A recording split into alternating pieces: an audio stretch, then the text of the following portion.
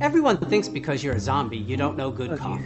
Well, they're wrong. There's only one brew that gets my seal of approval. Deadly Grounds coffee is my guilty pleasure. The aroma is so intoxicating. It brings all of my neighbors out of the woodwork. Deadly Grounds coffee. Coffee to die for, and zombie approved. It's good to get a little deadly. Use the front door! Oh, they're so disgusting.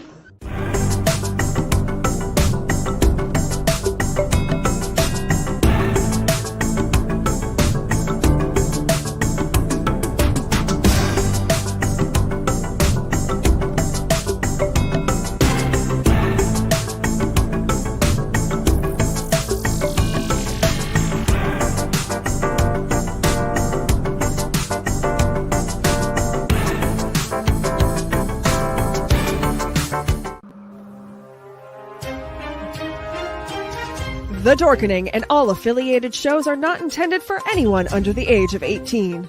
The following may contain discussions or scenes that have adult situations, graphic violence, nudity, strong sexual content, and graphic language.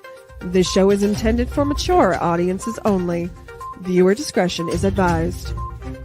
You're watching Tanner's Haunted Secrets on the Outline Network. What they say. Dun, dun, dun. There's a secret sound hidden deep within the center of the earth. Until you listen closely enough, you can hear it. And it sounds like razors through flesh. We are merely here to turn out the volume.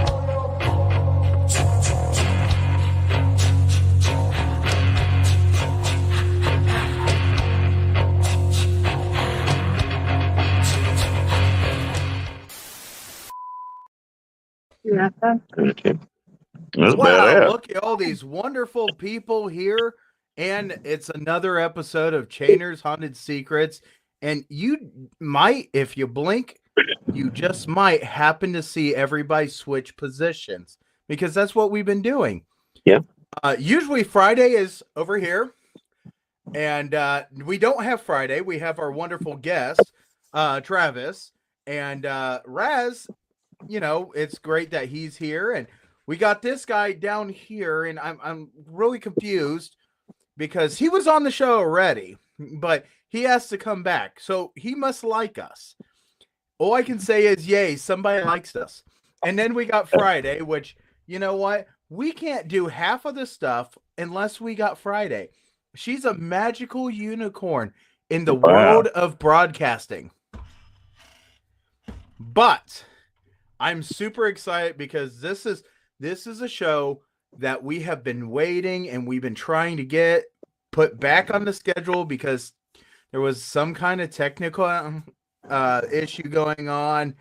Something about Raz telling him he can't be on the show because Raz wanted to go through his haunt on the same night that he was supposed to be on the show. Yep, I vetoed the interview. That's my fault. And now I told everybody they need to settle down and we need to talk to Travis because, buddy, I've met you in as a real person in life, and man, you are great to talk to, and I'm super excited to have you here on the show. And you know, I've not been to your haunt. It's on my to-do list, but unfortunately, when yours runs, mine runs. So I just might take a vacation just to come down and see you and hang out with you one night. Well, anytime. We've got plenty of beer in the fridge. We can kick back and talk anytime you want. Oh, that sounds like a great thing, and I appreciate that. But I know that we've got some serious questions, and we want to dig right into it. So let's start with this. Travis, tell us about you. Well, I'm 6'2", 330 pounds. I like long walks on the beach and, some frozen drinks. That's nice. Harry. No, I mean, I'm a supervisor at St. Joe's Children's Home in our Child Development Center. So I deal with 3-year-olds up to 5-year-olds and all their wonderful, goofy questions and their exploratory things that, that's always fun. And then, of course, I own American Horrorplex along with my husband, Matt Clayton. And I mean, beyond that, life's pretty easy. I don't know. So let me ask you one of the common questions we ask. What got you started in the haunted house industry? I almost want to ask Fred if he can tell the story. So I think it's got something to do with a grocery store and old man asked you if you wanted to work and you come home from the, hey brother, I know you, baby. I know you. You taught me. I was 14 years old. This old man with no teeth, slick back hair, thick glasses, was buying a pack of GT1 full flavors, 100s. And he says, you're a big old boy. You ever want to work at a haunted house? And I was like, well, sure, why not? And I started working at 31 Ways to Terror, an old farmhouse in Henryville. Then we opened up the Chamber of Horrors in New Albany. A few years go by, he loses both of those locations, and he opens Psychomania, the Theater of Terror in Clarksville. And they were going into their 6th season there, and it all burned to the ground. And he didn't have a lick of insurance on anything. And so me and my mom, we talked, and I said, I got to keep the haunt family together. And my mother-in-law ended up giving me her entire life savings to open up the 7th Street Haunt. We were there for 6 years, lost the lease, and now we're the American Horrorplex, Kentucky's top-rated haunted house, 2 years in a row from scarefactor.com. Awesome. That's awesome. That's awesome.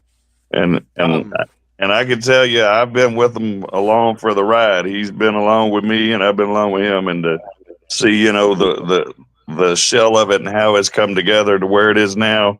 It's almost as amazing as watching myself do it to my haunt. But just seeing that, it's no wonder it's the number one. It's awesome. It's a great show and very interactive. And like I said, I know from start to finish, proud of you. Well, and you guys been in everybody, so that your family. Well, and that it ain't it's not me and Matt that do it. No, your family.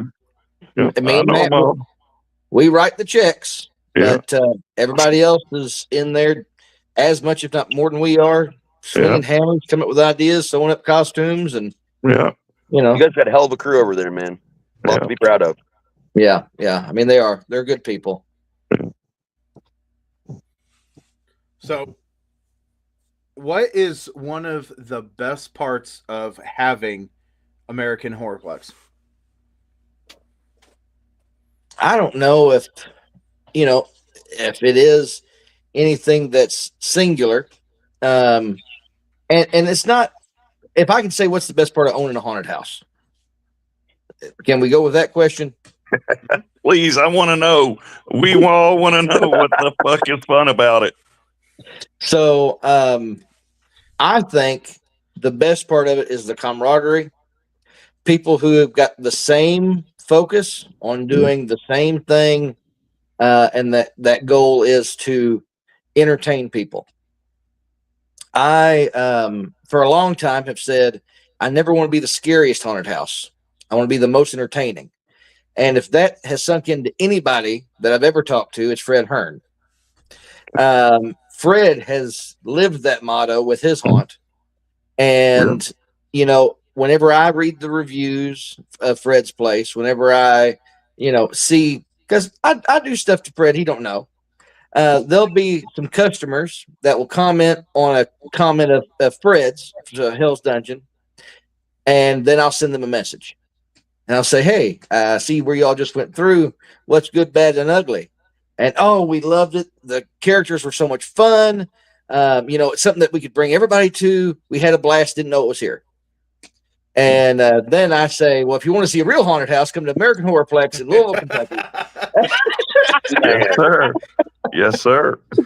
But, Fred, he'll have his little chats with his people. And you see my picture pop up every now and again. Oh, yeah. I got to take care of my brother. Yeah.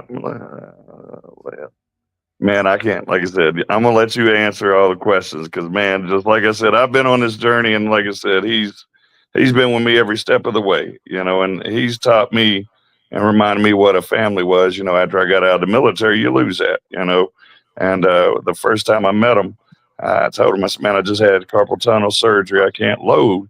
He said, bring you a trailer. I walked out of there with 4 or 5 trailer loads of shit that went to the barn and just sit until I sold it. But I'm still using a lot of it too.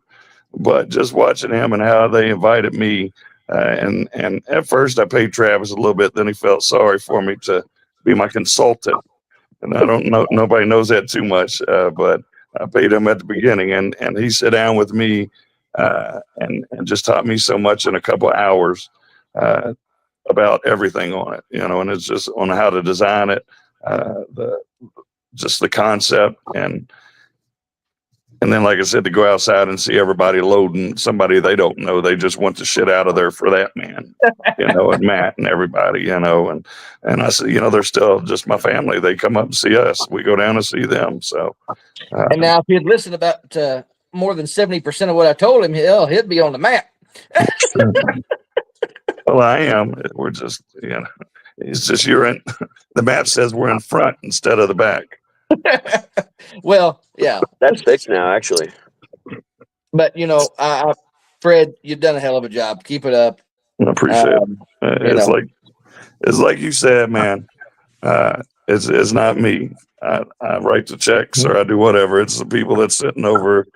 I think he's over here somewhere. No, over there in my screen. But that man right there has helped me and took over a lot of responsibility and taken a lot of pressure off of me.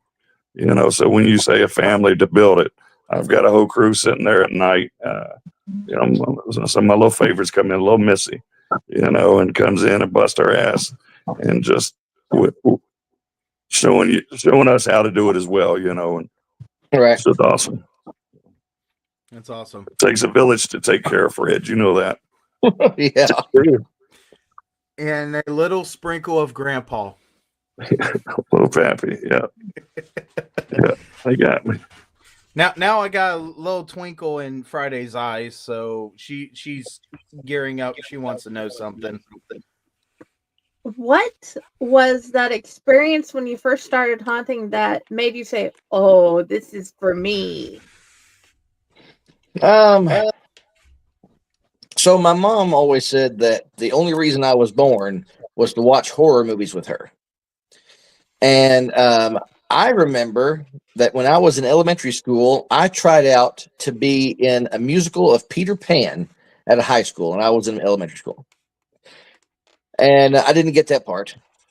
And I was like, okay, whatever. But whenever I finally figured out what haunting was and what it meant to people, that's when it really sunk in.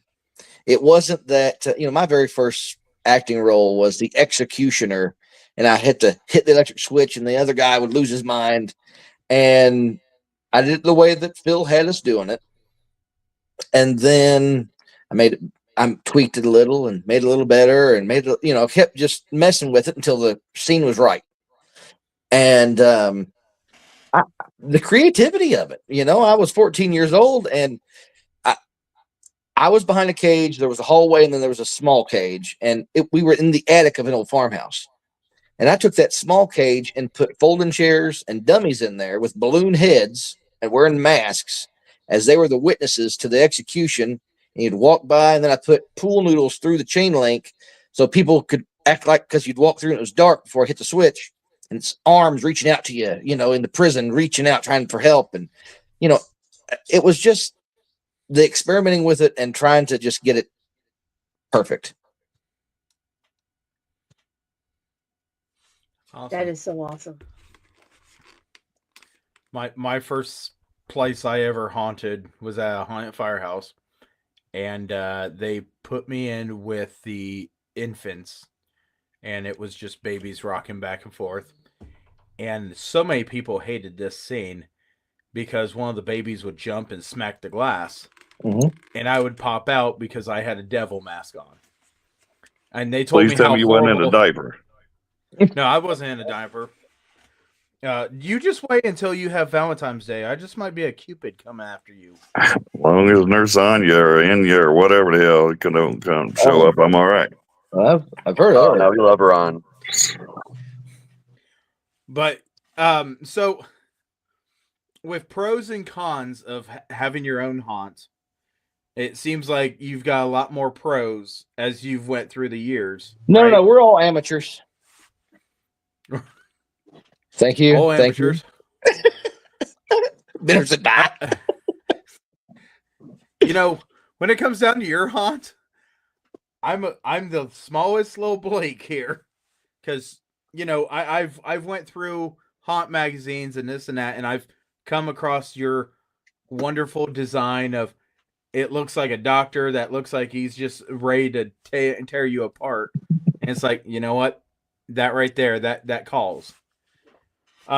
So what, when you're working on different stuff, what is your favorite thing to work on in your haunt?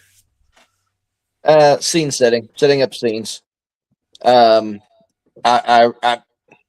like to, if whenever the guests walk into the room, it feel like it's that room. It's very hard to make something broken. It's very hard to build it broke. So a lot of times we'll build it right and then break it, and then that's the way it goes. Maybe south of the river, but up here it gets built however it gets built. Well, and it's usually broke. Yeah, well, I mean, we were the trash haunt for so many damn years. But I mean, and we have layers and layers and layers of stuff. I've printed off paperwork for patients that you'll never see, doctors you won't ever. I have job evaluation sheets printed off from 1950 with our characters' names on them, wadded up in a corner somewhere that you'll never see. But if you did, you go, oh my God, you know, like this is real. I also really enjoy.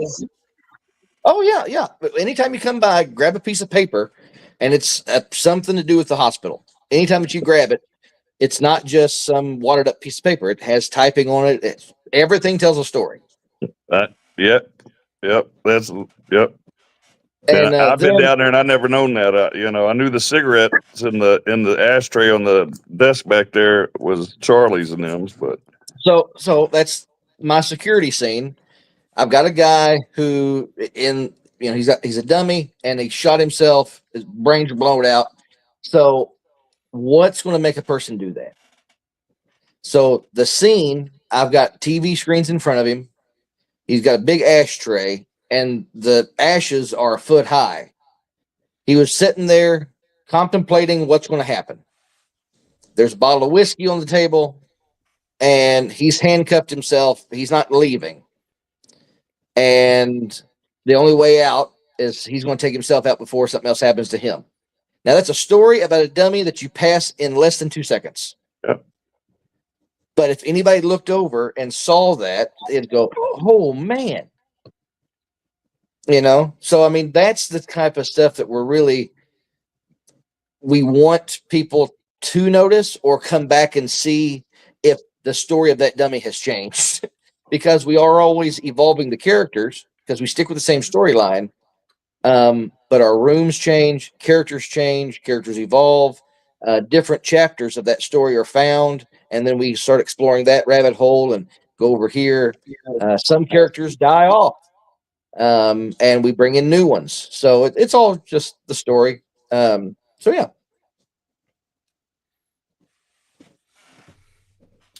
So Friday, I don't know. You got that look in your eye again. Yeah, but this one's for all four of you. Oh, that's never good. When do you actually start feeling like you're professional? I haven't. I've been in the haunted house world for over 20 years, and I don't feel that I'm a professional. I've owned for over a dozen. Nope.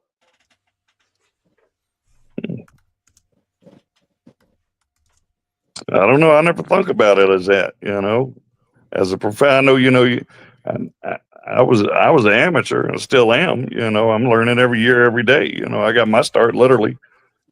My first acting was in his queue line. I just threw in a damn raincoat, a helmet, and a bobcat and a tutu, and yep, I've never done none of that shit before, and had a blast. And you know, so I consider myself to be a professional though, because the business that we do, you know, the individuals you work with, the individuals you deal with, you know, and you put on the show. You know, I tell my people, you're a professional actor, you're getting paid, you know, and you're putting on a hell of a show.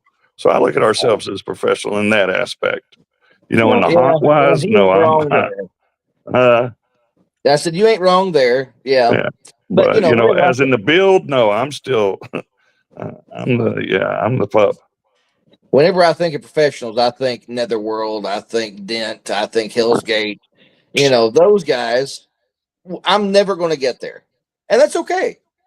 But what I do very well, and that's what I hang my hat on is what I do that nobody else does, knowing that I won't. You know, those guys, I'll never get there. Well, and what have we always taught each other? It's about your gimmick. Yep. And their gimmick's been around. Your gimmick's your hospital. Mine's the dungeon. You know, and their gimmick's been around. Charlie's been around for years, and it's working and it's great. You know, I love their show. Is who's the best show? Depends on what you like. You know, so no, to me, your haunt is better. I got more scares out of yours. You know. But that's just me. But what have we always said? It's everybody's different. Yep. That's why we entertain. Yeah. What about you, Pyle? Oh, I'm not professional. Never have been. I've always been the one that experiments, and my haunt is the biggest experiment. I will absolutely say that over and over. And mine is the training camp. And the reason I say that mine is an experiment and mine is a training camp is flat out because what I want from my volunteers is I want them to build themselves, and I want them to teach and learn and experiment and figure out, okay, I'm good at this. Okay, I'm going to try this. This didn't work. What can I do? What can I work on?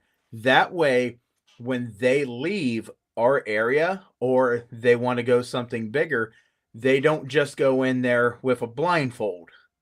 I'm trying to be the training wheels to someone that wants to ride a Harley Davidson. So professional? Nope, never been, never going to. I mean, for me, I guess I've never really thought about it. I mean, this was my 30th haunt season. I've been everything at a haunt, even a co-owner for a year of all that. And I've just always done it. You know, I started when I was 12. I was Michael Myers. I literally had my mom drop me off a quarter of the mile down the road in Huber Heights, walked all the way down to the haunt in character. Only the owners knew what I looked like or who I was out of it. And I just played literally Michael Myers for the first 3 years. And that's what I did. I showed up, didn't say a word. I hit the security trails, and I'd see the same group 6 or 7 times. I was the character actor, and I started at 12 to 13, yeah. And I was this big guy, so just... it was crazy. And some of the actual actresses that were victims did not want to work with me because they were terrified because I would not speak. So it was a lot of fun. And I think I got pretty much hooked in from that moment. And the most I've taken off a year or 2 here and there, but I've still participated as a reviewer and all kinds of different things in the industry. But yeah, man, I don't know if I'm professional. So I'm going to keep a Michael Myers mask by. That way, if I need you to not talk, I'll let you put it on if you're that good at it. I didn't start a huge talking character until the first year of Hell's Dungeon. Believe it or not. I was mostly a silent character until then. I've got 2 things I want to say. And first thing is, Fred, I never thought I would look at you from this angle. I know. I've seen lots of videos from that angle. I think. Yeah, bring it up a little bit, buddy. Yeah. My bad. And Raz, you were talking about only owners knew what you looked like. Yeah. I had a guy interview and work for me for a year, and I never knew what he looked like because I just didn't pay any attention. He was an old man. He came in and he's Uncle Bobby. He was introduced to me as Uncle Bobby, and he came in first night wearing latex appliances. And our last night, whenever I had my big banquet, award ceremony for my actors, here comes this old hippie guy, long gray hair, cowboy hat, And I said, sorry, buddy, we're closed. And he goes, it's me, it's Uncle Bobby. And I was like, oh my God. So, yeah, I've been there. Hell yeah, man. That's awesome. Yeah, I just forget their names. That's why they are all Steve. It's better than Sean. Sean literally does not remember anyone's names. We have code words and code names and things for the actors when he's trying to figure out who someone is. Yeah. It's hilarious. It's become more of a joke than anything now.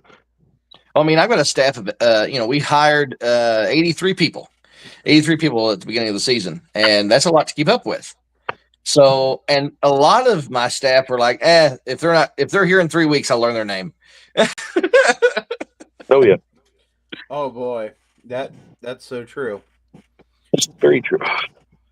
So, Raz, I know you got something you want to say here because you winked at me. Oh yeah. I actually have a little bit of a story about Travis and Matt. So my first year with Hell's Dungeon, like I mentioned earlier, that was the first year I stepped up and did a speaking role, and most people know that's when I started doing Beetlejuice for the first time. The first time I met Travis and Matt, man, was a really messed up night for me. I was questioning a lot of things in life. I wasn't sure if, getting back to haunting was where I needed to be, if, it was what I wanted to keep doing. And I remember Travis and Matt pulled me aside away from everyone and just started talking to me like I was their family. They treated me just with such respect and love. They both hugged me. They were telling me, what a great job I did. They were giving me all kinds of ideas. And honestly, it's because of Travis and Matt and Fred that I even kept in this industry at that point in time. That's something that I'll always remember. Well, I'm glad I was able to touch you and not get arrested for it. I want to press charges. It's cool. Well, Travis, it sounded like the person that got you interested was Herbert. And I'm just saying, the way you described this wonderful gentleman, I was waiting for you to go, and he asked me, would you like to haunt, but you got to come down and get a popsicle first. So old man Phil is 83 years old now. He's still kicking. Still going. He sent me about 5 texts today. Call me, very, very important. And last time it was because the Blues Brothers were going to be somewhere. That's big news, man. Well, not these Blues Brothers. Okay. So, he's owned his own circus, owned his own carnival, all of his haunts. He was in the movie The Blues Brothers. And the other thing was he started clowning after the John Wayne Gacy murders. He was a cop in Chicago. And once all the clown stuff came out, the Chicago Police Department created a clown patrol. And him and a few other officers would walk around town as clowns, showing that clowns were okay, clowns were safe. Don't be afraid of, Wow. I didn't know what that. the Clownpocalypse was about? What's that? Is that what that Clownpocalypse a couple years back was all about? Yeah. Well, and also he's a Vietnam vet, was in the Marines. So, I mean, he's all right, I guess. Yeah, he's still out all the festivals selling all his flashy, blinky stuffs. I know. I'm the one buying him his product. That's awesome. That's called direct marketing. Yeah. Oh, man, that's awesome. So, what is something that just absolutely, through the rough and tough times that you look at in this industry, and then you're just like, yep, I'm where I need to be? Ooh. I don't know, man. Okay. Give me something. A monster review for a kid that came for a drag show that got canceled. Okay. All right. From the voice of beyond. Or is that Benner? Ed Benner. Matt's in England. Oh, that's right. That's right. Yeah. So ask me the question again so I can do it right. Okay. So the question is, throughout the times that are hard, what is something that makes you just man, that I'm where I need to be. Okay, so there's a couple of things. We are the only wheelchair accessible haunted house within 100 miles that I know of. So whenever our pathways are wider, our turns aren't as sharp, because I wanted to provide a haunt for everybody. And every year we have about 10 or 12 wheelchairs that come through, and that's okay. But for those 10 or 12 people, that is an amazing experience. That some of them, after some of them lost the ability to walk and thought, oh, I'd never go through a haunted house. That's something that's off my to do. Can't do that anymore. They come out crying and hugging whoever they can talk to, and know that it's amazing. This year I had a young woman come through that, her mom for years had been trying to find a haunted house that wheelchairs could go through. And finally she found us, drove hours to get to us so her daughter could experience a haunted house. Another thing was, every Saturday night in October, we held drag shows out on our stage. We raised money for Haunters Against Hate. And one night our drag show got canceled. Our DJ, he got stuck in a car accident. We had Queens and Kings cancel on me. And we only had a couple, I had Benner. He was willing to get on the stage and do something. But, there was nothing else we could do. And Benner came up with the idea of having a monster review on the stage, where some of our monsters came out, performed a song on the stage to the crowd, because there were a few kids in that audience who came because they knew there was going to be a drag show and the show must go on, right? We had such a reaction from people seeing that let me know we were doing the right thing. It's So much better than we thought it would be. Oh yeah, it went over amazing, and that's what we're actually going to be looking forward to doing going forward. The other thing is, I tell all my staff, people are paying money to come in here. They can buy a souvenir. They can do all this other stuff. But the one thing that will always be there is the memories that we've left in some way. Yeah. They'll always be, we will be a part of their memories. And that lets me know that we're doing it right. That's awesome. Yep. I'll tell you, there was one time that I flat out said, there's no way that my character is going to be recognized. It's not somebody that's ever going to be seen. You just don't have this big follow behind my character. And I scared a girl so bad that she actually had night terrors because she called me Darth Vader. Yeah. And I told her, and my name is Thomas Chainer, and you're going to remember me, because if you don't remember me, that's the time I'm going to be underneath your bed waiting. Oh, yeah. Pervert. And that had to be a pretty big bed, because I'm a pretty big guy. Whatever. But I stuck my gear out, and I was showing it off during a trick or treat. And I come to realize that girl went across the street away from my gear and came back across. And then she came back through and she started walking, and then she went across the street and then went down and then came back. And I said, why did you do that? And she looked at her dad and yelled, that's Thomas Chainer. That's the stuff. And he goes, that can't be him. And I started laughing. I said, it is his stuff, because I'm the one that plays him. And that girl looked at me and she goes, I have not slept correct in 3 weeks. I said, you're Cassie, aren't you? And she goes, yes. I said, yeah, I'll remember you for a long time. But that is something that absolutely kept me going.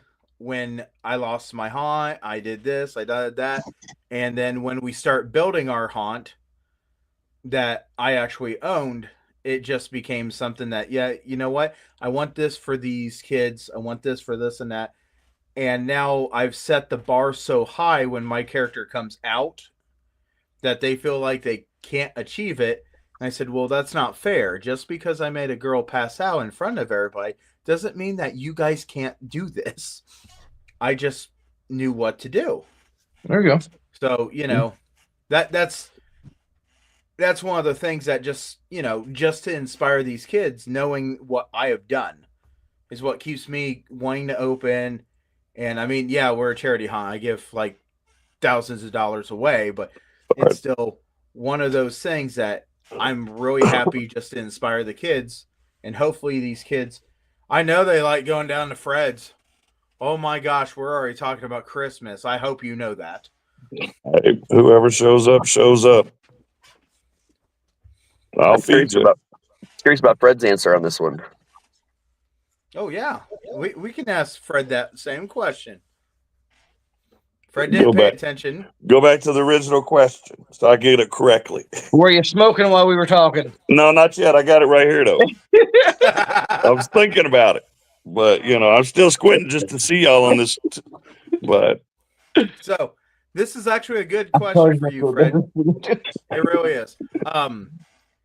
Through having bad times and this and that, what is something that Old Science snaps you and goes, yes, I'm in the right thing. I'm doing this. anybody and everybody that knows me knows that my rejects are my number one. That's why I do it, because we're together all the time. I want to do a good show for my customers. They get that. But to me, it's just to watch my young ones grow. We've got a lot of them, and I've watched them grow from being a freshman and now buying cars, calling me, hey, I'm sort of mentoring them, and they keep me going. The customers, I love them. They come, they go, but you get to know your actors. And you get to know a lot of your customers, but I just like watching my character or my actors go out there and just do their best and scare the shit out of people. You're talking about your character. I don't have a character. I just throw anything the hell on it, and I'll go out and scare people. I'm 6'5", and big boy wearing a tutu. That scares people. I didn't know they stack shit that high. I didn't know they stack shit that high, Fred. Well, yeah, a couple more inches though. You got me. But hey, no, like I said, but yeah, that's what keeps me going, man. Because it is rough. This season sucked for me, But when they're walking in with smiles on their face at 1 o'clock in the morning, they're tired, but they're still talking, they're still laughing. They don't, they're whooped. They left everything out there, but they're just so happy for what they did. Because one of the first things when I got my page together, and I need to go back, find that video, replay it, was Travis asked me if he could speak on my page. And he told them, you're making memories for those people. Everybody you come in contact, believe it or not, they're going to remember you. And, that's why we have glow sticks. We put on different shows, everybody knows, my thing is, we know we're not going to scare everybody. There is no perfect scare, but you're going to get your money's worth. You're going to get entertained, and that's either you're getting scared and that's entertainment, or you're laughing, or, stuff like that. But it's also making memories for us, because we'll remember those scares as well. We'll remember the two brothers that it took an hour and a half for them to get through, because we were just having a blast, and they were having a blast. But then their little sister was walking around with one of our clowns, and he walked her through the whole hunt, because he wanted to show her, hey, they're all people, and she come back the next day for our trick or treat. So we've got a customer for life there, and that means a lot. So for me, it's a couple things for sure. First year actors are always not my favorites of the hunt, but I look forward to the first years, because I like to learn something new every year. I don't feel like I'm really even a hunter at all unless I'm picking up some new skill. And I love to learn things I didn't think about from the first timers. You see that look in their eyes, they're nervous. Oh, can I do this? Can I do that? And it's my job to come in and say, well, why can't you? Well, let's figure it out. And you see them go, and then by the time they hit that midway point of the season, You just see that fire in their eyes. Like they're hooked on it now. You know, they're going to be a haunter now probably for life. And you don't get that with all your first years, but the ones you do, you know, you remember them. And then my other favorite part is the last day when everybody's in tears. And I say that because that's how you really honestly know how much a place meant to someone. People can say, oh, I love this, I love that. They can say a lot of fancy words, but when you see them bawling because we are done, you know, for the season, that's that moment that you know that everything you did actually mattered to someone, and it means a lot. And, you know, one of the things about these actors is, you know, I was telling you the story about Uncle Bobby. Uncle Bobby's no longer with us. He passed away several years ago. But there was Uncle Bobby, and then there was his son Timmy, his wife Wendy, and then all their kids and a niece. They all still work at the haunt. So I've got 3 generations of Brinsons, and you know their legacy. They're, you know, as soon as they showed up, they go, "Hey, I'm so and so Brinson. You're in. Don't worry about it. You're hired." You know, and but yeah, it's a family affair all the way through. Yeah. Oh yeah, definitely. So I think we got a segment of this wonderful show that we started doing here. Yeah. And, yep. He had noticed. We are going to do questions by that little guy right there. Yay, Dante. Dante had noticed that all the characters, because beforehand I'd even showed him the pictures from your website. And the things he started noticing about all the haunt characters is a lot of them have props. So they have toys that they play with. So he wanted to start asking questions. And his first question is, have you ever ridden on a train? I have ridden on subways, monorails, but never an old-fashioned train on the land to get, no, not that I can think of. Does Kings Island count? They got a train at the zoo, man. Oh, yeah, that's right. The zoo. Yes, they do become family. But yeah, I've actually wanted to get on a train and, you know, see the countryside and, you know, some of those little hokey things. But yeah, but nothing I've ever done, but I want to. You have your own train set? That was the only thing I wanted for so many years when I was a kid. Don't you have the one train? And I had a train set one time, and it was not what I ever thought it was. So I kind of got done with trains. What train set? No, is that a semi-truck? Semi-truck. Yeah. What kind of train set? Only you. What was your favorite cracker? Probably my dad. I thought he was gonna say Fred. Okay. Oh, Whitey, yep. Oh, Whitey the cracker. Oh, Whitey the cracker. Okay. But no, just regular saltines. My great aunt would, if I wanted a sweet snack, would make 5 saltine crackers with peanut butter. Only 5 of them. Got them on a little plate with a little blue cup of milk, and saltine crackers is it. That is awesome. If you got more than 5, it's gang. Oh, she never would. She never would. Nope, nope, nope. Oh my gosh, that was good job. When you were having characters, did any of your characters have a stuffed animal toy? So many moons ago, there was a actor called Pogo, I believe, and he had a little tiger that he held close and would, "You want to pet my teddy? You want to pet my teddy?" And then whenever we opened up 7th Street, there was a scene where there was a little kid's room and everything was flipped over. So like the bed was in the ceiling, there was all this, and you would walk into the monster under the bed, into the big, you know, so there was all these giant toys and different things that had been pushed in the bed. Well, she had a stuffed animal, and now this was our first year we hired anybody. God, it was awful.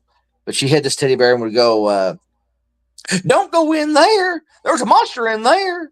Or "Welcome to hell." And she always had this damn teddy bear. But yes, we have had teddy bears and things. Oh, we had the teddy bear hallway. We just took a bunch of free stuffed animals we had, and we had gotten boxes of shoestrings from somebody, and we just hung all these teddy bears on strings and made a whole closet that you'd have to kind of fight through. And we always had a person hide in those and get a good scare. That is awesome. Do you have a favorite picture from your haunt? Favorite picture. I'm okay. So I'm a very sentimental person. It's what I do. I'm sorry to everybody who's not. Yeah, I'm a Cancer through and through. Moon rising, falling, whatever.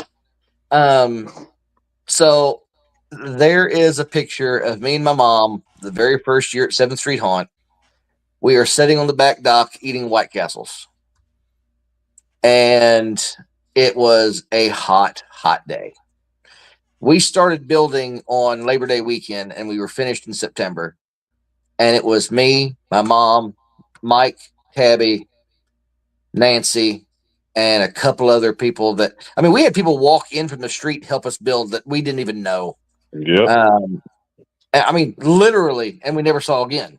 Like there was, but during one of those hard days, we were eating those White Castles and, we just took a picture like we were big shit, and that's a good picture of me and my mom. I'm sure you took a big shit after that White Castle too.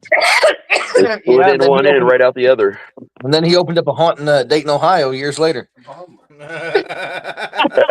have to say, I am I never glad. did get one of them damn porta potties. I'm so happy that there's other people that have happy memories of just eating White Castle with their mom, because that was one of my favorite things ever, and I wanted to do it again so much. I have a favorite picture of Fred from year one. He was riding one of those hobby horses that are suspended by springs, and one of the springs snapped and blew back, and it was an action shot of him falling back, but somehow the camera clicked at the right spot, and it looked like he posed that way, but he actually fell on the floor the second the picture was done being taken. Yep, right back there in the playground. Yep. Which is now something different. I don't know. Oh, that's funny. So, let's see here. We got all Dante's questions done, right? Mm-hmm. And you know what, Dante, he comes up with some good questions because, man. Yeah, though he's looking at the characters, the pictures that he has put up on the website, and his only thought is they're playing with toys. What type of toys do they like? My daughter would just look and at you and say, that just shows, what we go through. We could put a silicone mask on or dress them all up, but that's what they remember as the toy. It's like you said, the little pieces of paper in the corner. You put that little extra bit of stuff in there that people will never see, but it's there. And I've got all kinds of little chicken nuggets running around my haunted house and stuff. For memories. I've Maud, still got old Maud, and that was one of mine, Travis's first, my big chicken, saved me a big accident on the road. So, she's never going anywhere. So I got a good question here. Well, I'll be the judge of that. And I give you good critical ones. So, you have put together so many scenes, and I'm sure you have people that pitch in ideas, this and that. Has there ever been a scene that you want to build, but you're just not there to acquire it? I think I might know one that I don't know if you got it, but yours was the walk-in furnace that you wanted. Yep, I've never had it. Always wanted it, but I can't figure out a safe way to do it. Yep. I want people to either walk in a boiler, walk in a furnace, walk in a crematory. I want people to walk in hit with heat. You know, you can see flames on now. Technology is better, so the TVs you could do. I want you to walk through just ashes and soot, but I can't figure out how to do it safely. Okay, Travis, me and you need to talk afterwards because I had a whole thought process, and I think this would help you. Okay. Yep. So me and you need to talk about this because if I know anything about boilers, I know coal boilers. Okay. Okay, I got you. I'll get you and Charlie together. Y'all talk forever on Oh, shit. Well, Dad, my father was one of the first boiler technicians where he works, and he is the last boiler technician for the coal boiler that they just ripped out. And our haunt actually has the 2 swinging doors that you used to have to rake all the coals out. Yeah. So it would be a good thing. I bet you we could help you out with a good designing idea with this. Okay. All right. But we'll keep on talking about this later. Okay. Because I don't want to give out secrets more than what this show allows. So, but yeah, that sounds like a really good one. Mine has always been a room that you walk through and you have a whole bunch of broken animatronics, this and that, and you can't tell if any of them's going to work. It looks like a junk room. Yeah. That you go past. I got plenty of those. Well, I'm starting on mine, but unfortunately, I don't have enough to make it look like what I want. And I want one animatronic or a person that can control like a puppet to spring. I mean, everything else is in shambles, wires, and this and that. We got a broken animatronic we can loan you out. His name's Matt. Yeah. Yeah, he's just a prop. Yeah, he props the clown. But so yeah, that's one of the things, being a person, there's always something that you just want. I'm not crazy. I got 4 people here, right? Yeah. Okay. I was like, did he just disappear? He poofed. Yeah. I guess I ruined his. I told his secret about the furnace room, and he's pissed.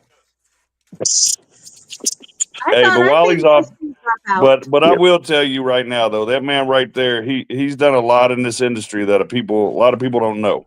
When he had to get rid of a lot of stuff when they got into the place from there, stuff from 7th Street, brought everything over.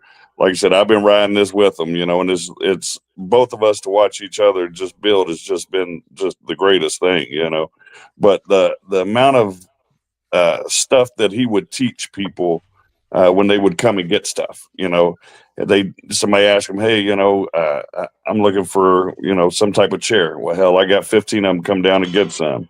But by the time they left, not only did they have that, but he gave them the knowledge and a lot more inspiration to do it.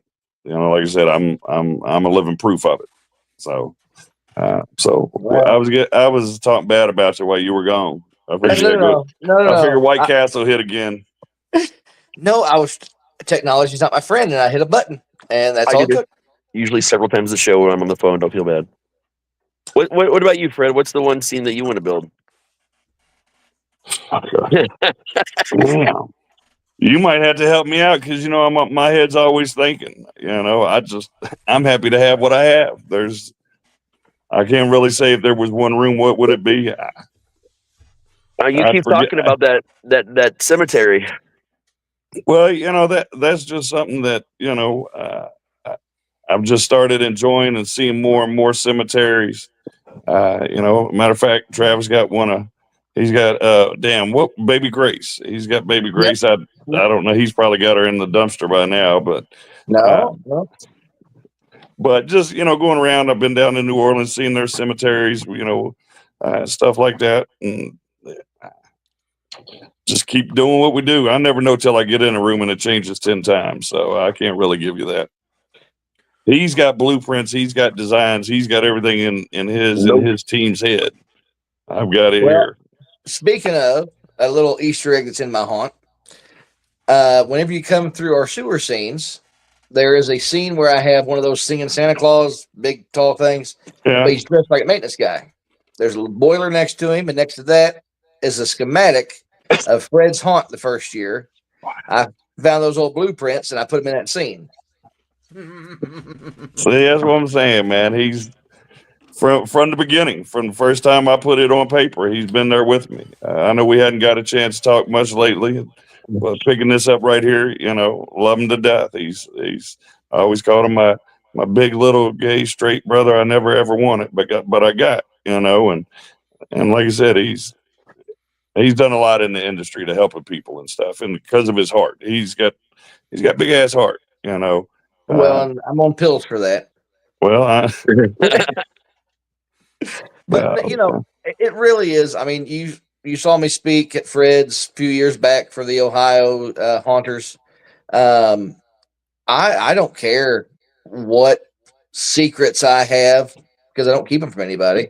I want the industry to succeed. I want the community to succeed.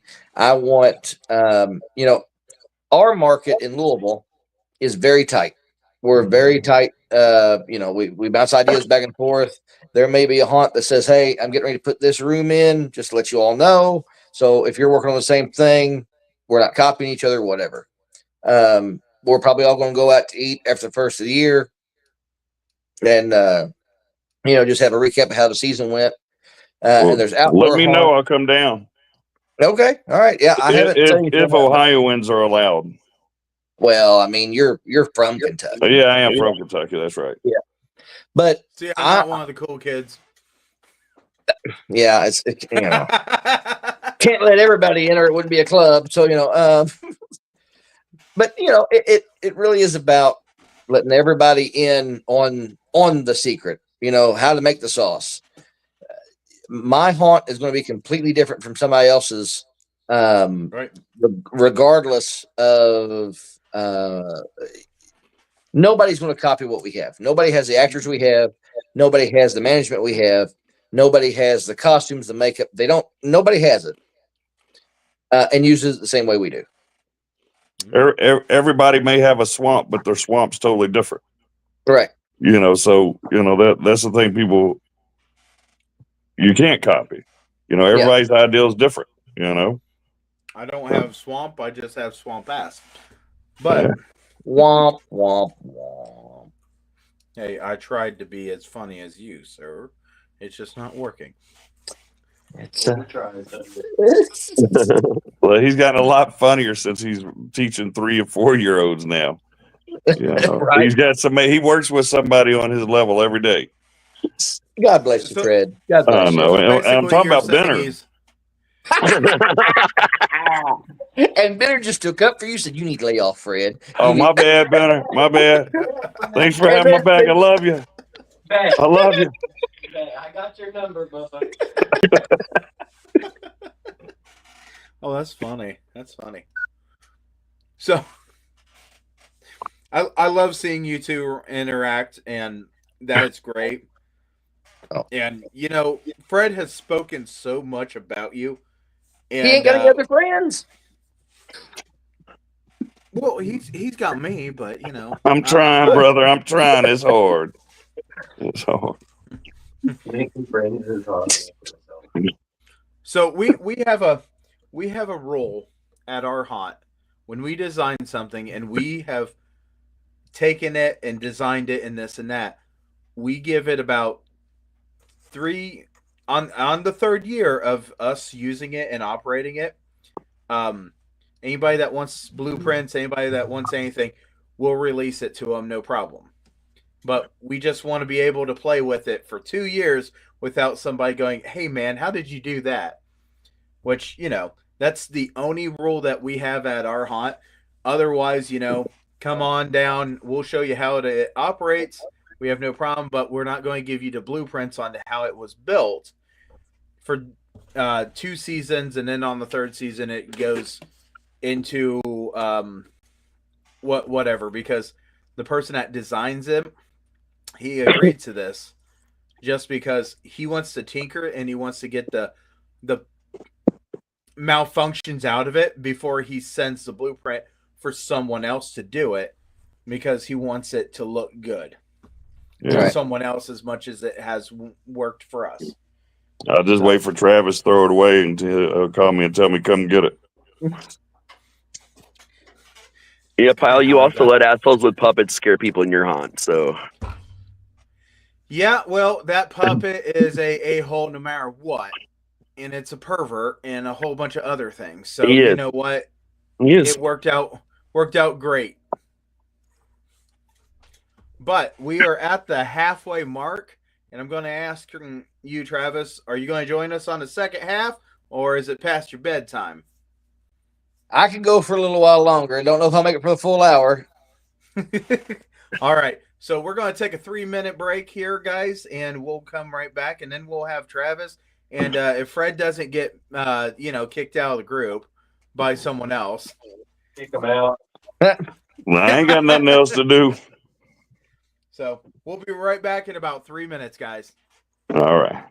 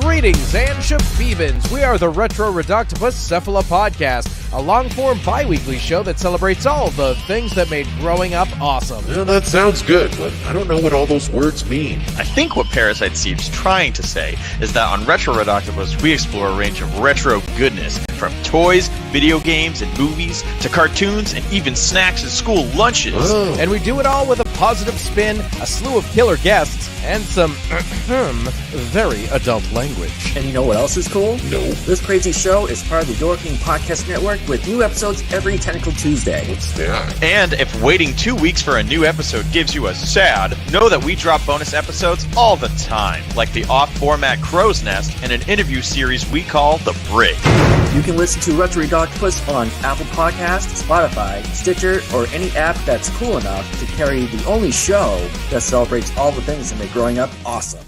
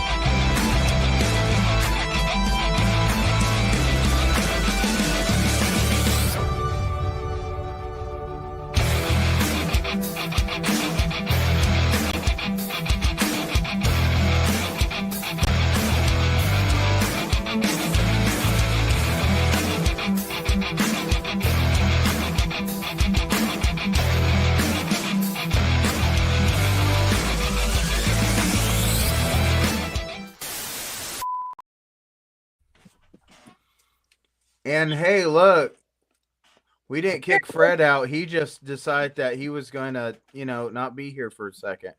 Hey, I just got up to use the bathroom and come back and it was blank. I think. And okay. And we're still waiting on Travis to return. Like I said, I hope he didn't eat White Castle because we won't see him again. There he is. Yay.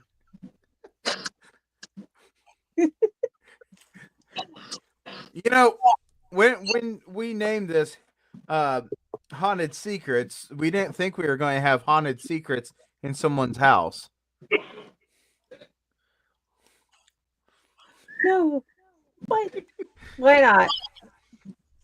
So, tell us about this Christmas thing y'all are doing. Yes, do that. While we're waiting for him to come back.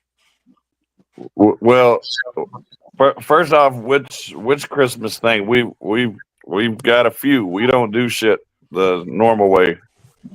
So we got a few different things, you know. We want to hear all about it. Send me a selfie with the Grinch? I'm sorry? Is somebody going to send me a selfie with the Grinch? I'm sure we will. I'm sure we will.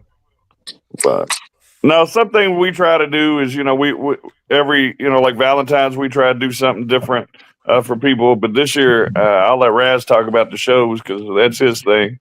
But we're going to do a breakfast with the Grinch as well. So, because, you know, I just got permission now, Travis, that I don't have to pay that little extra fee every month if I run an event. So they're letting me run whatever the hell I want to out of it.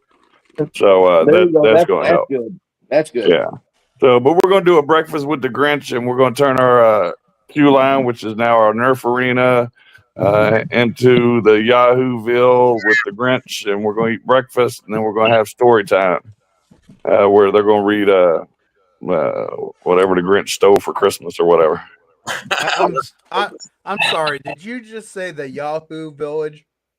Yeah, we're Yahoos. We're the rejected woohoos or Cindy Lou Whoos. Due to copyright infringement. That's why they are the Yoo-Hoos. And breakfast with the Grunch. Yeah, right, yeah. Thank you. You're going to have breakfast with the Grunch. And then after that, you're going to get crunked with the Grunch. Yeah. Actually loading some things up so you guys can see what we're up to, but it's going to take me a minute. But yeah. Because,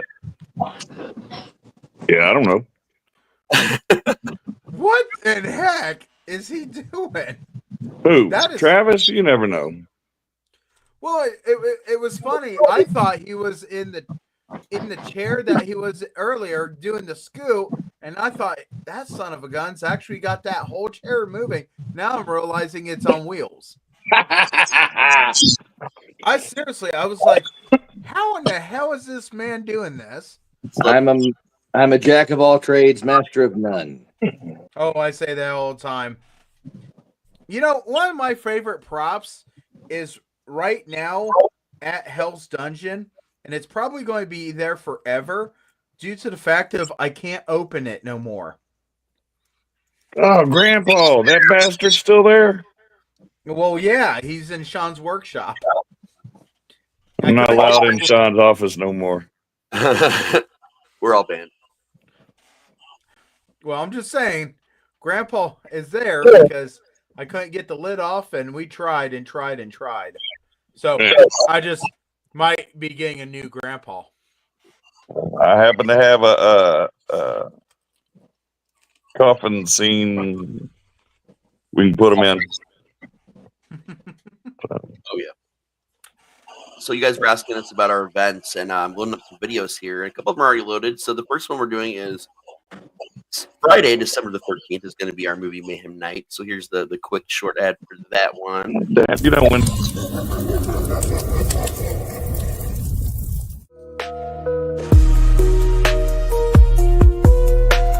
What's your favorite scary movie?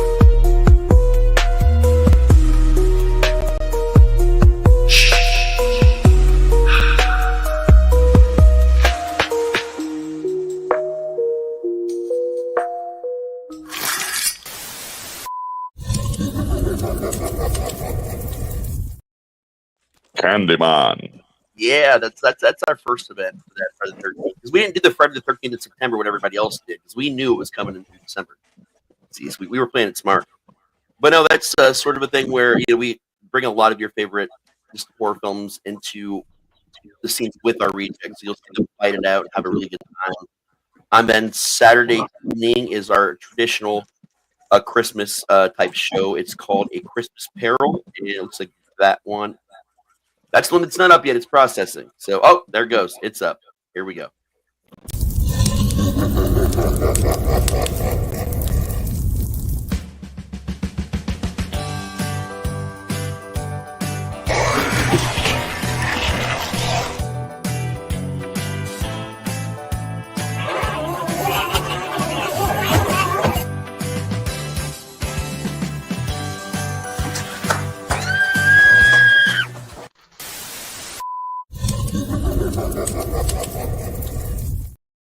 I got no explanation for that one. Just, The first time I seen it.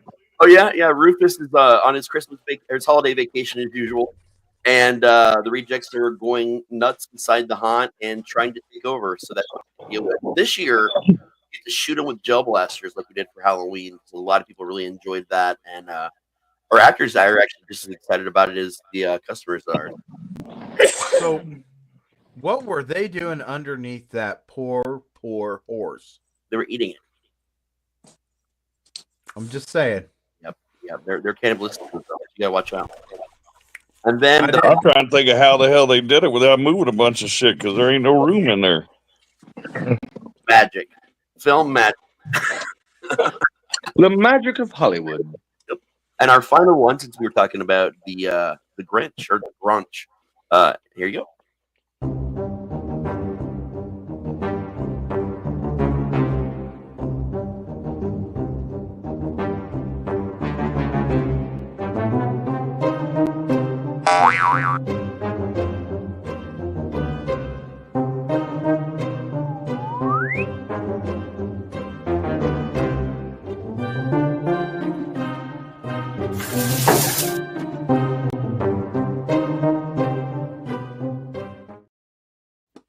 Yep, that was the last one. I did pretty good on those, didn't I? Yeah, they're fantastic, man.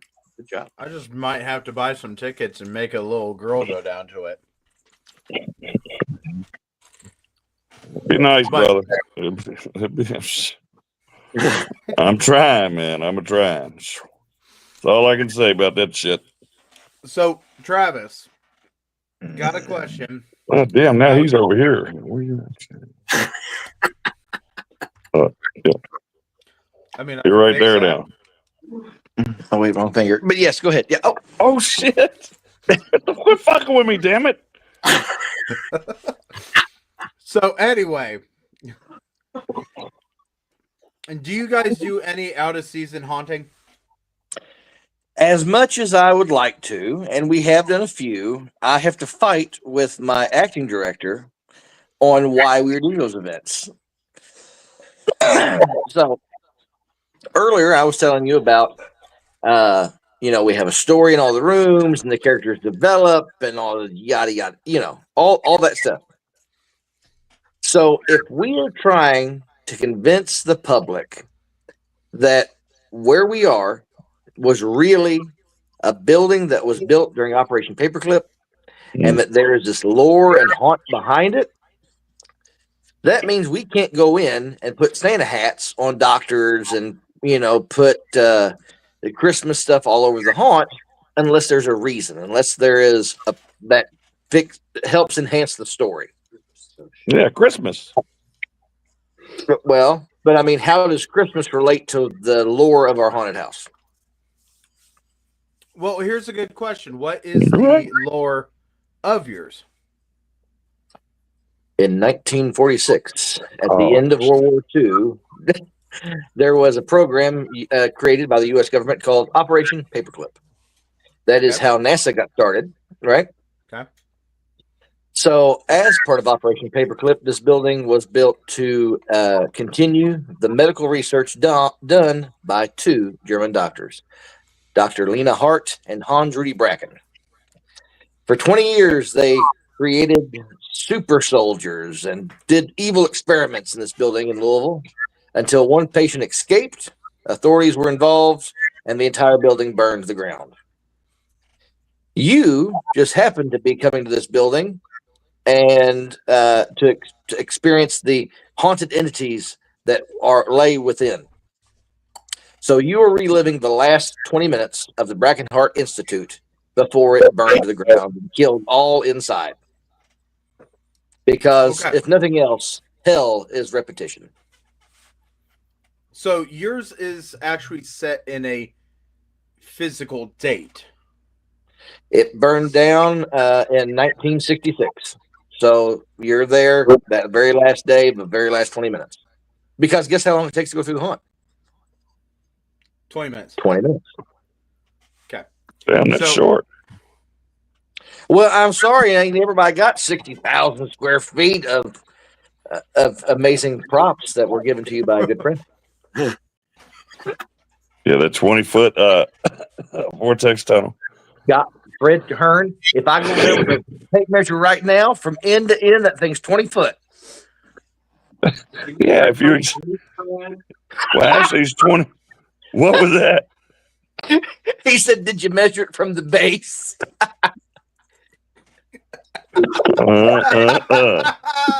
Wow, yeah. That's funny.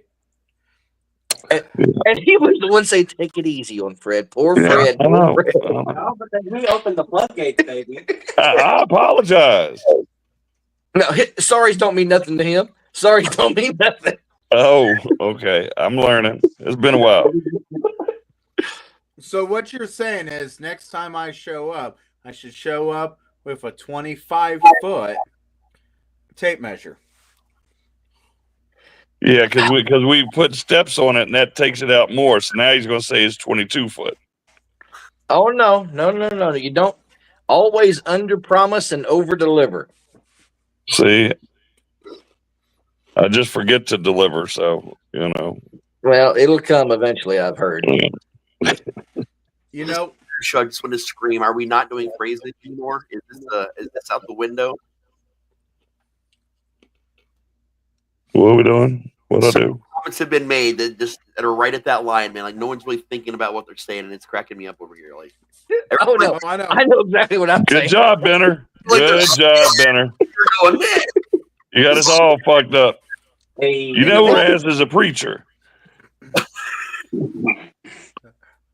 Well, so back to what was the question? Oh shit!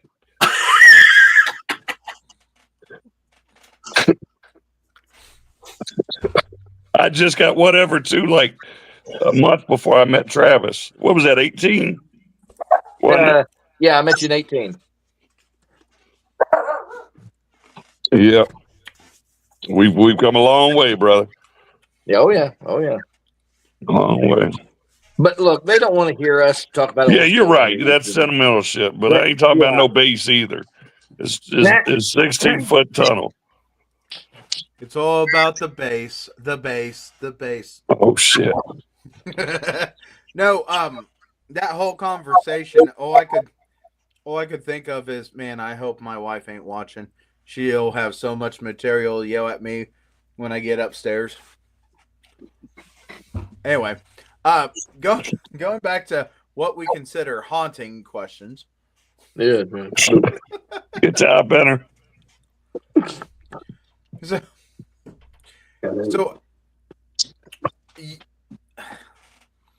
I've really twisted this whole question that you had, or how do you the last 20 minutes of this date?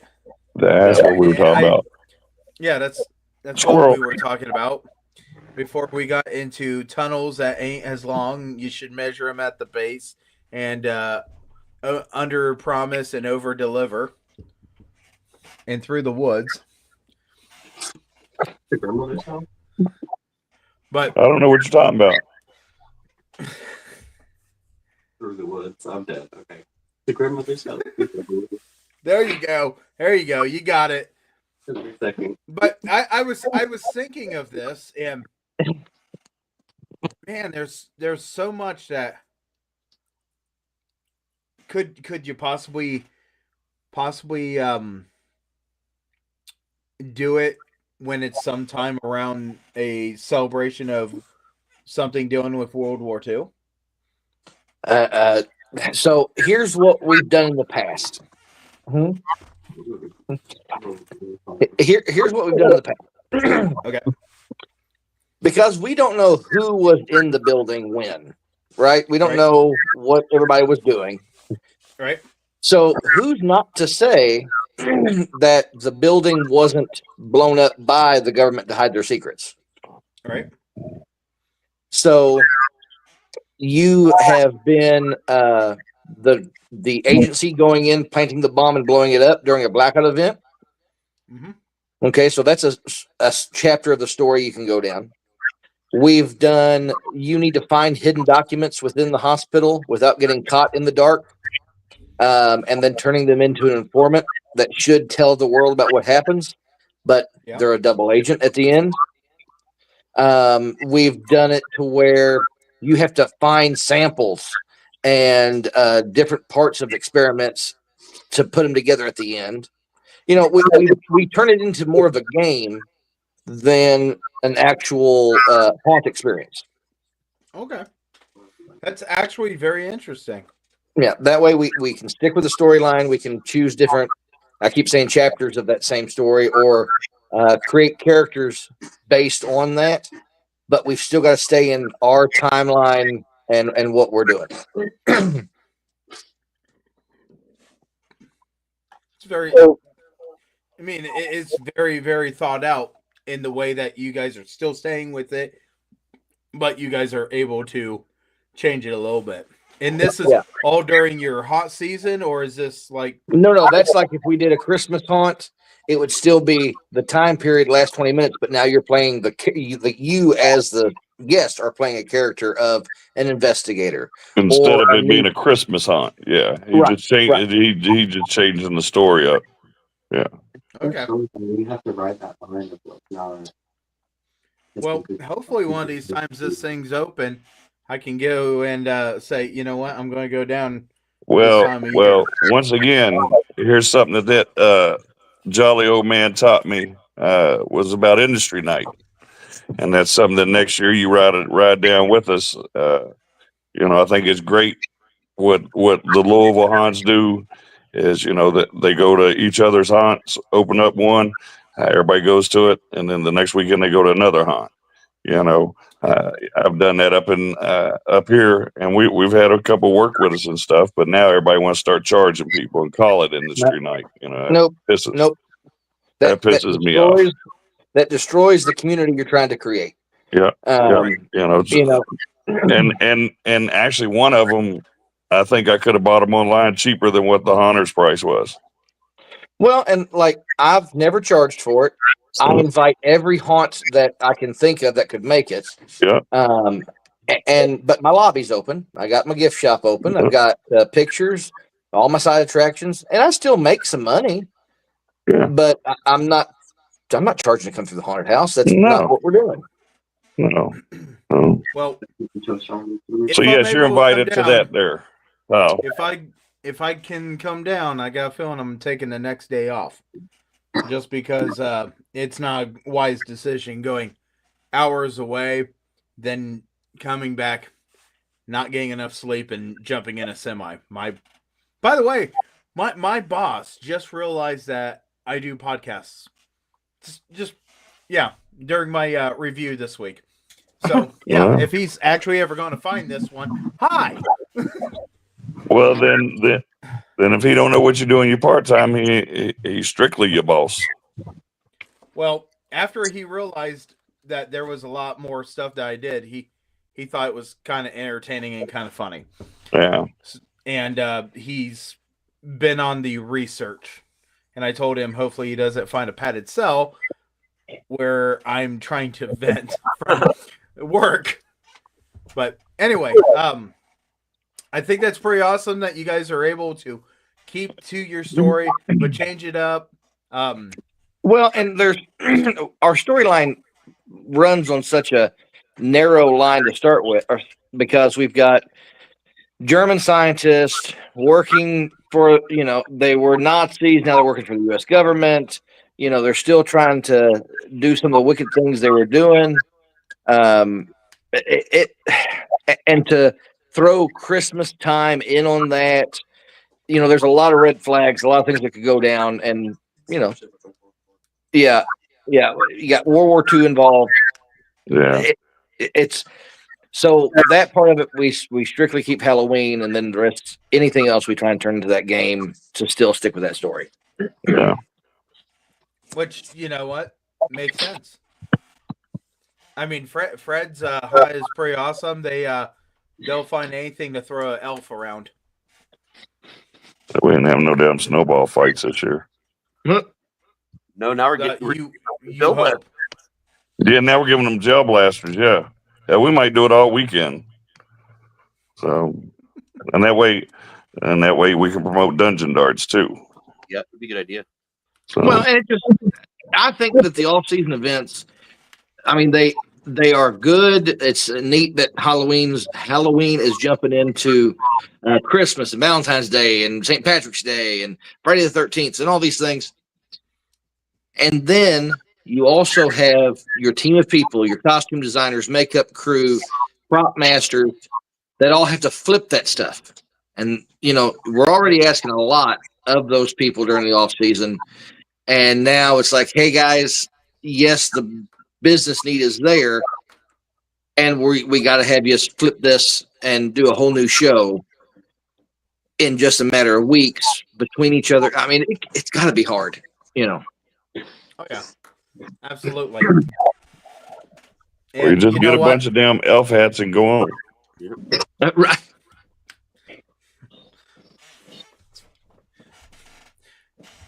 Fred, your haunt's got a little bit of everything in it, so you know it's easy to throw elf hats everywhere. There's a little bit of everything up here, you know. Yeah. So did you all see where I put my Pepsi? Once again, I hello. down on your right side. Wow. Thank you, viewers, for helping me out. That happens me all the time. They'll bring me my Mountain Dews. Oh, wait, I need to. Hey, Raz, he's the one that showed me about slides. He used to always run around in slides, but he had no socks on, and the guy's got the ugliest feet. God, eagle talent you ever seen. And then I started wearing slides, but I wear socks. But, you know, there's that guy right there turned me on to him.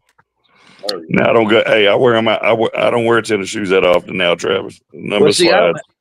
I'm not 20 feet in the ground with air conditioning, so I have to have as few clothes on as possible. Yeah, well, right now I got to put a little bit more on. It's getting down to about 62 in there.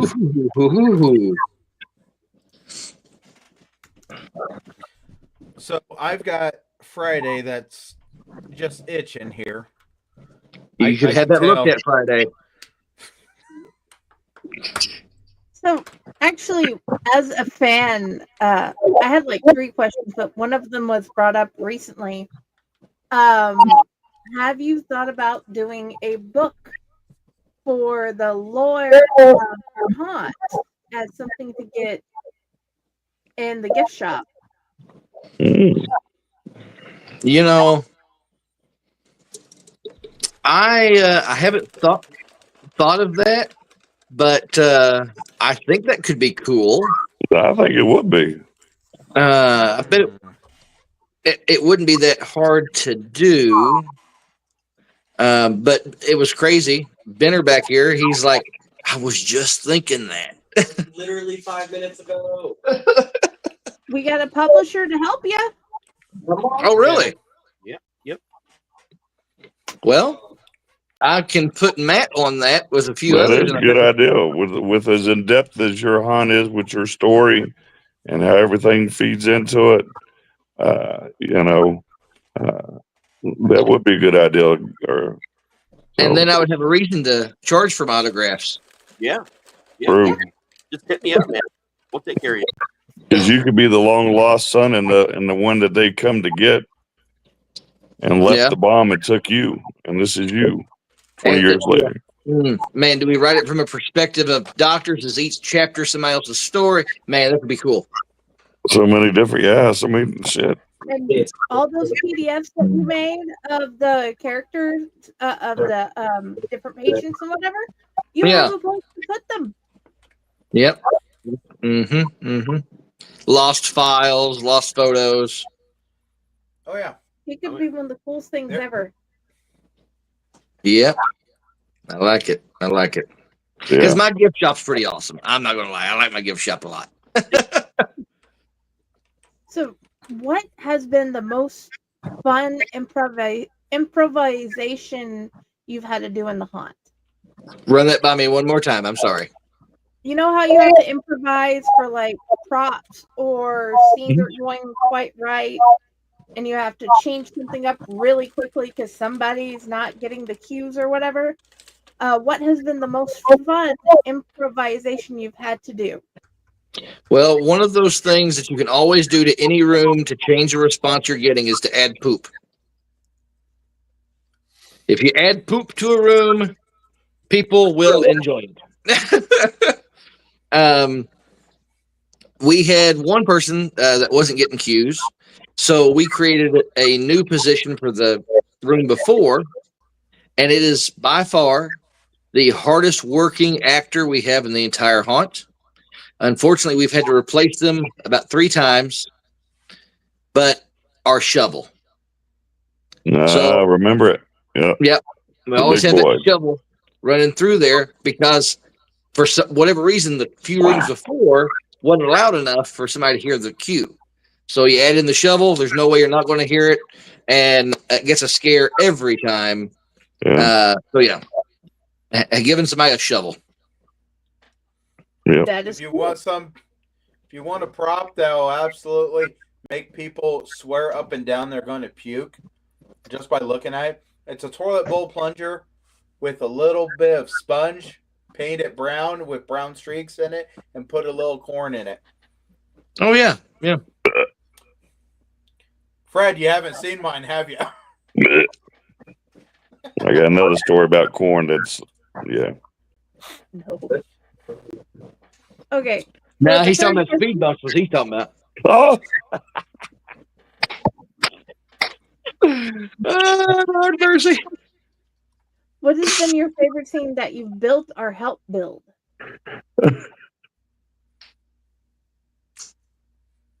Oh Lord.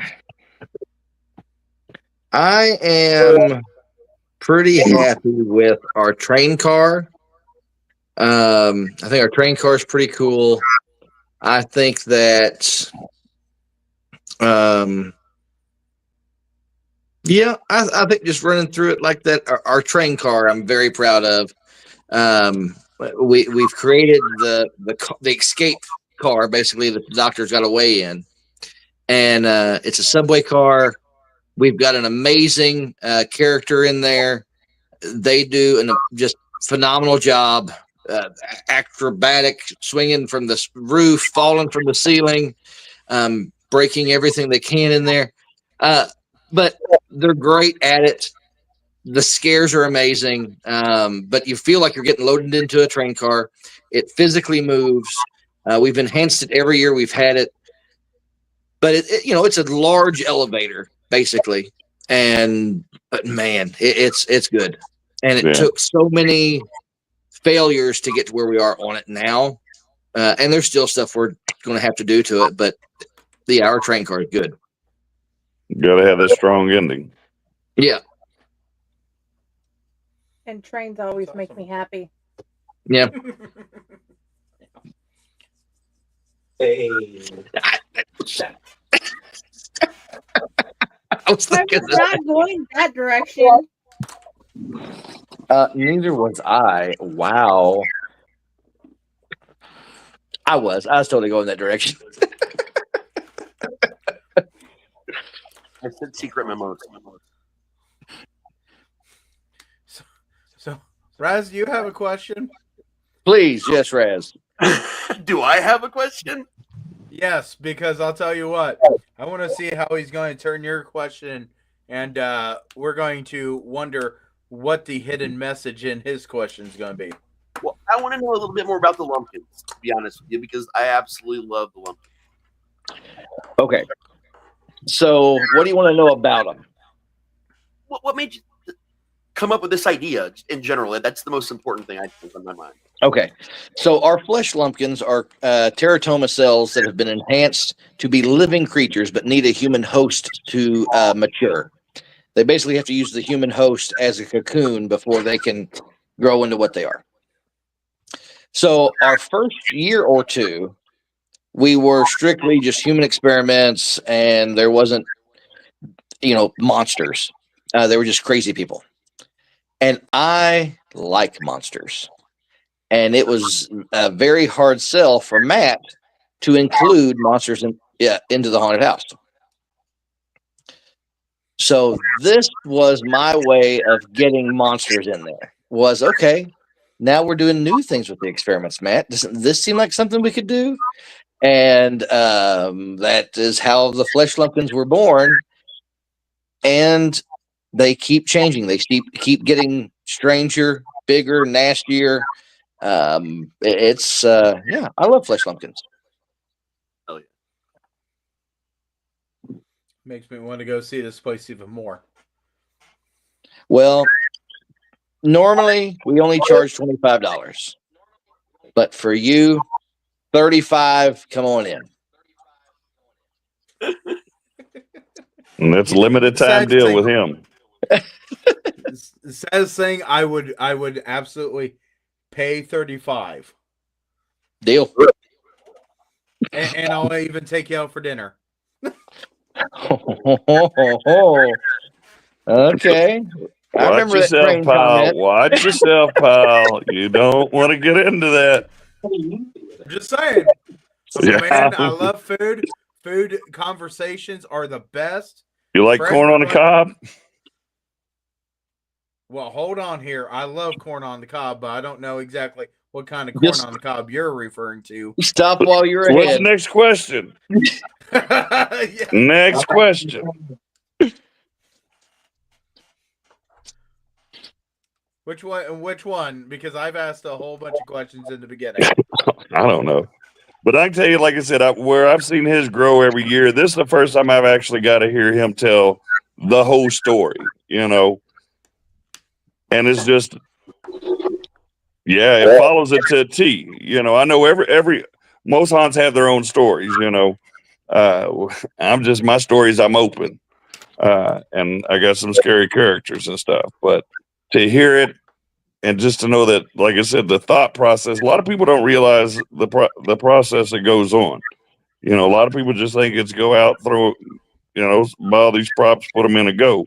But no, you got to have a story to follow if you're going to have something, a nice haunt to me. Then that way you get them more engaged. They're looking for that person. They're looking for the Flesh Lumpkins and stuff like that. And you're making them see it before. You had to learn, wasn't it? I have my story, but just trying to get it out there. And every year we got the story out, so we let them know everything, and it's got a lot more popular. But we're not as in depth as that. Shit. Well, I'll be honest. There's a haunted house in town that's been around for a long time called the Baxter Avenue Morgue. And back in the day, it was the haunted house. It was as good as you could get. It won a lot of awards. It was top. And the story that Baxter Avenue Morgue had at the time, people believed. If you ask people in Louisville, hey, have you been to a haunted house? Have you heard of Baxter Avenue Morgue? And they say, oh, yeah, the old morgue on Baxter Avenue. I've heard the stories. It's haunted, da-da-da-da. People believe it. Yeah. The building was a laundromat when it was first built. It's never been a morgue, but people in this town believe it. And that's what we're trying to create now is a good ghost story. Yeah. And it's in some of the Google reviews, guests have left and said, oh my gosh, Louisville's hidden history. I had no idea. Yeah. So they're starting to put it together and go, oh my gosh, could it really happen? Because we sprinkled just enough truth in there. Yeah. And now you got books. Yes. Have you bought my cassettes? Have you seen my books? Too bad Gilbert Godfrey is passed. That would have been a perfect person for you to have read your book. Oh my God. It started a long time ago. I mean, honestly, somebody threw it at me a couple of days ago that Gilbert Godfrey could have been the best thing if you would have been able to have him just read books and heard him on Audible and stuff like that. And I said, you do know he did one. And they said, oh, yeah. I said 50 Shades of Grey. Read by Gilbert Godfrey. Yep.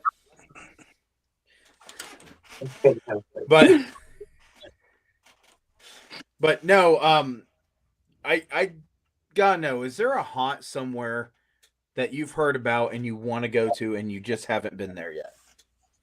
So, to be honest, most of them that I've wanted to go to, I've seen a lot of walkthroughs on YouTube. Yeah. Because it is so difficult. But, some of the ones that I mentioned, Netherworld, I'd love to go to, Hell's Gate, and not necessarily to see the haunt, but to see their midways, to see how their lines work, to see how their gift shops are laid out. One of the things that we do every couple of years is go to Disney World. And we go to Disney World for research. Did you know that until Disneyland was created in LA, that a line for a ride, a line for a movie, anything was a straight line. The idea of a zigzag line did not exist until Disneyland. So our front of house manager at the time literally did a book report and presented it to me on how we need to do our lines to make them feel more comfortable, move faster. And we went to Disney, we saw it, we implemented it, and we cut wait times by 45 minutes. Wow. Then, by going to Disney again, we're hanging out, seeing some of the new rides, and there was a ride there that would move several people at a time, and it just seemed like this 2-hour-long wait was nothing. So we implemented it, and our customers that were complaining, the year before about 3-hour-long waits, well, they were in line for an hour and a half, didn't complain one time, and happy customers buy things. So if you can keep them happy in the line, the show's good, you know that. But then they're going to want to have something to reignite those memories that they have. A keychain, a shirt, a picture. So it's all about from beginning to end that they're being entertained and that they're having a good time. So the reason I would want to go to Hell's Gate, Netherworld, that do, tens of thousands of people, and we're doing 8,000, is to see what they're doing right and how we can try to do it here. So you're talking about Hell's Gate that's in Chicago area? Yep. Okay. Went to that this year for Midwest Haunters Convention, and I will tell you,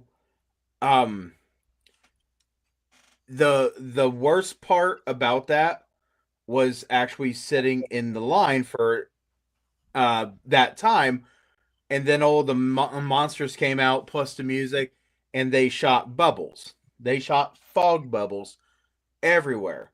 But these actors that were the queue line actors would mess with each other as well as messing with everybody else. And the one would make a balloon animal, hand it to somebody, and another monster would come and grab that balloon animal away and hand it to someone else.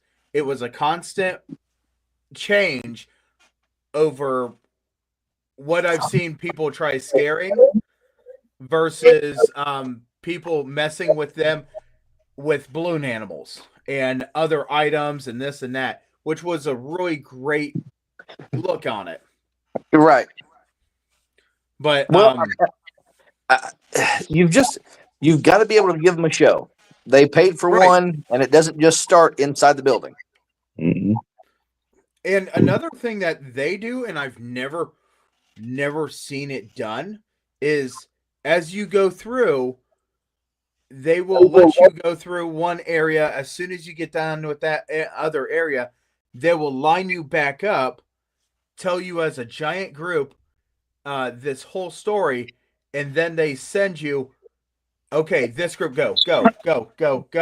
And as soon as you get through that section, boom, you get lined up again, constantly relining everything. And I've never seen a haunt reline their people as many times as Hell's Gate does.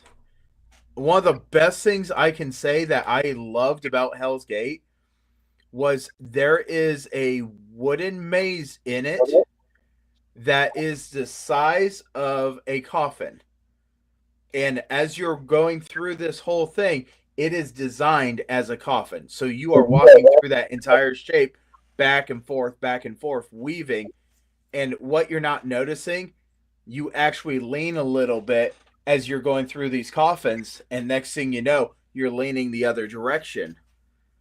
And they have absolutely practiced so well on each other's movements that it was absolutely a great show. And as soon as we got done, they said, "Okay, guys, who wants to go during the who wants to go back through it while it's lit up?" But at that point, I was so tired. I was like, "Man, I would love to, but I need to get back." And I got back to the hotel from the hotel for Midwest, and that was a great show. And I preferred that show versus Julian's Prison or Juliet Prison, right? Just because Juliet Prison, what they do is they had us, each person got a card. And on that card, it would have a number. And they would tell everybody, okay, this number between this and this, if your card says that, come line up. But that was a actual prison, and they actually had different things that you could look at that was actually from the prison. But their characters... And that's similar to what we have. We have historical markers in the queue line with photographs and artifacts leading up to when you get the story told to you. So there's sprinkles of that all the way up through the queue line. Of course, it's made up on our end, but they don't know that. You know, there are real pictures of things that could exist. So, yeah. But, yeah, I mean, it is truly a one heck of a haunt. I'm so glad that I got an opportunity to go to it. And there was just a different feel because that haunt isn't just a inside haunt. It's not just a going through this building. It is going through the woods, going into another building, then going into the main house. So, yeah, but anybody else have any other questions for these wonderful people? And I can see Friday. I know you're tweaking over there. Well, this one, both Travis and Fred can answer, and I know Raz can answer. All three of them have great answers for this. What advice would you give a new haunt owner when they're starting out? Don't do it. Don't listen to Travis. I think if I could give you some quick advice is my philosophy in business has been I want to make a little bit of money off of a lot of people. And I have seen businesses fail because they keep bringing up prices. They keep expecting more from their customers when you should always expect more from yourself to give to the customers. So in any kind of business, I think that's key. And I would just do research. I know that there's some haunt owners that went to a Spirit Halloween store and said, "Ooh, I like Halloween." Well, I got into it. Yep. I also know that there are other haunt owners that have drove by haunted houses and saw the line and went 25, 25, 25, 25, 25. And it's a money grab, and it's not. No. I just think that if you're not doing it for the love of entertainment, the joy of working with people, and trying to deliver something that no one else has, I don't think it's a business for you. And always exit through the gift shop.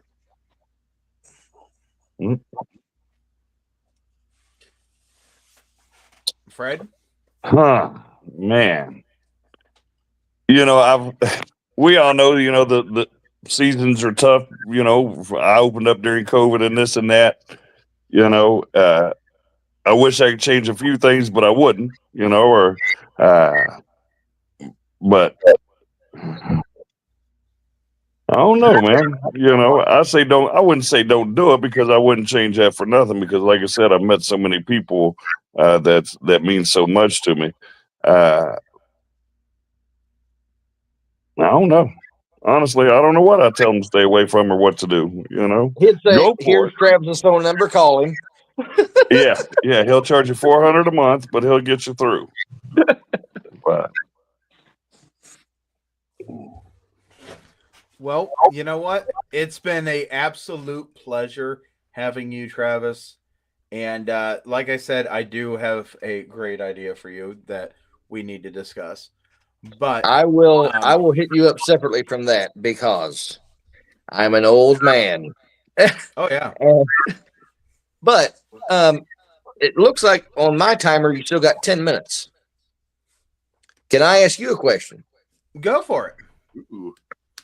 So, in all the years you've been doing it, what has kept you doing it?